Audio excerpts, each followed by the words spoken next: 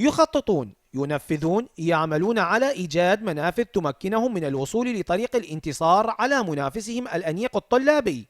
هذا ما يتصف به أبناء الشمال فريق أربيل، الذي يضع آلية عمل مميزة تمكنه من الرؤية الصحيحة بلقائهم، الذي يتطلب تنظيما ومستوى عالي الأداء منهم رغم الصعاب الملازمة للنادي. فريقنا تعرف هم الظروف اللي مرينا خلال الفترات السابقة، يعني الأمور المادية للفريق، إضافة إلى عانيت من مشكلة أنه مثلا مشاركة بعض اللاعبين بالدوري الكردستاني خلال هذا التوقف الماضي. بس لدينا الثقة ولدينا العزيمة أن نقدم مباراة تليق باسم نادي أربيل. اللاعبون وضعوا اسم النادي أمامهم، محاولين تسلق الصعاب بحبال القوة التي قدمها لهم مدرب الفريق مظفر جبار بدراسة جادة عن طبيعة وعمل الفريق الطلابي في كيفية مجاراته لتحقيق الغاية المطلوبة منهم. إن شاء الله نكون جاهزين ونكون يعني بالموعد. تعرف نادي طلبة نادي جماهيري ويمتلك لاعبين جيدين.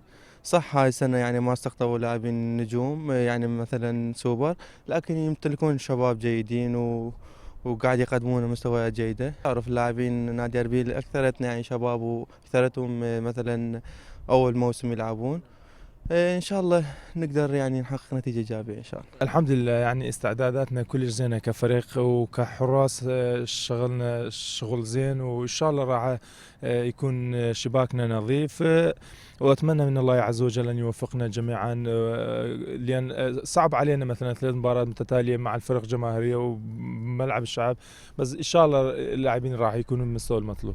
الأصفر الأربيلي لعب 7 مباريات، انتصر ب1 وتعادل ب5 منها، وفقد لقاء واحدا ليتواجد في المركز العاشر جامعا 8 نقاط.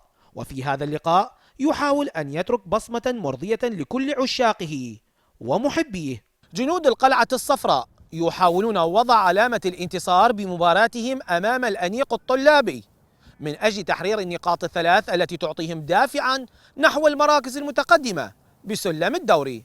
من ملعب الشعب، زيد غالب، العراقية الرياضية، بغداد.